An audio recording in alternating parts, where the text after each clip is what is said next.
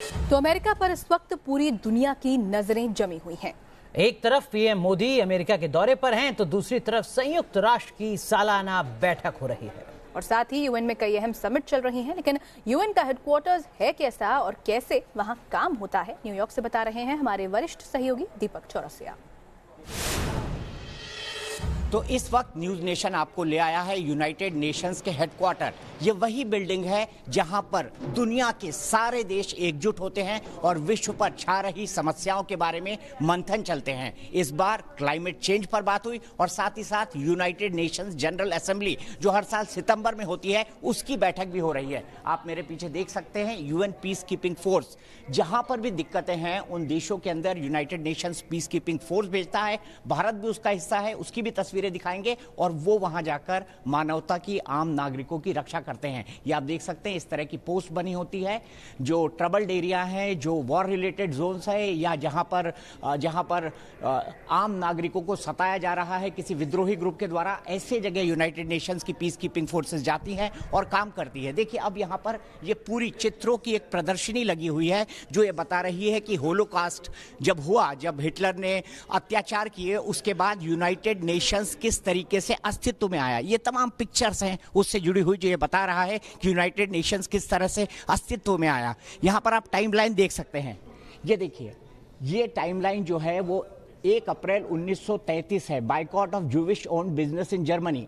उसके बाद क्या होता है? उसके बाद हिटलर जो है वो शासन में आता है। Hitler appointed chancellor of Germany, ये 1933 में ही होता है और 1933 में ही जूविश समुदाय का बायकॉट होने लगता है और फिर एक बड़े संघर्ष की दास्तान लिखी जाती है। उसके बाद होलोकॉस्ट होता है, लोगों के भागते हुए ये फोटो यहाँ पर दिखाई जा रहे हैं। और उसके बाद हम जब नीचे आते हैं तो यहाँ पर आ जाते हैं हम 24 अक्टूबर 1945 को, जब United Nations charter come into force, यानी जब यूनाइटेड नेशंस ने अपने काम या अपनी जो प्रक्रियाएं हैं उनको करना शुरू किया। यूनाइटेड नेशंस चार्टर लागू हुआ ताकि मानवता की रक्षा की जा सके, तमाम देश शांति से रह सके। इसके लिए समय समय पर यूनाइटेड नेशंस कदम उठाता है। अभी यूनाइटेड नेशंस के सामने सबसे बड़े जो 2 मुद्दे हैं वो ये हैं कि किस तरह से क्लाइमेट चेंज को एड्रेस किया जाए, जिस पर यहाँ पर कॉन्फ्रेंस हुई, और साथ ही साथ जो दूसरा बड़ा मुद्दा है वो आतंकवाद को लेकर है। अब मैं आपको बताऊं क्या भारत का रोल होता है।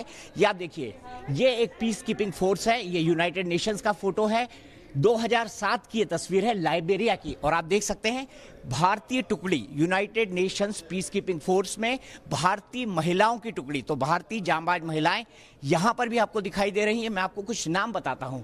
ये देखिए, हिंदुस्तान का झंडा है, इनका नाम है रचना यादव। रचना यादव ये सोल्जर है जो United Nations peace keeping force में गई। इसके अलावा अस्मी लता, वी बाला देवी, ये 2007 में लाइबेरिया में जो संकटग्रस्त इलाके थे वहां पीस कीपिंग के लिए गए, वहां पर शांति की रक्षा के लिए गए।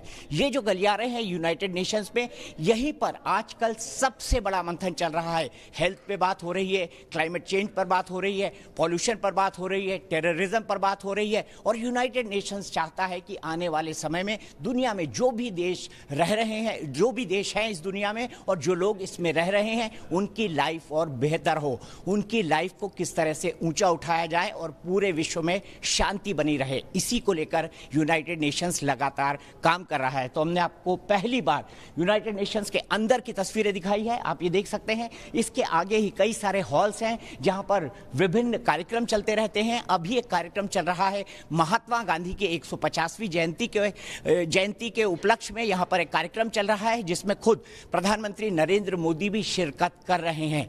तो मैं कैमरामैन कमल किशोर के साथ आपको लेकर आया हूं यूनाइटेड नेशंस के हेडक्वार्टर में।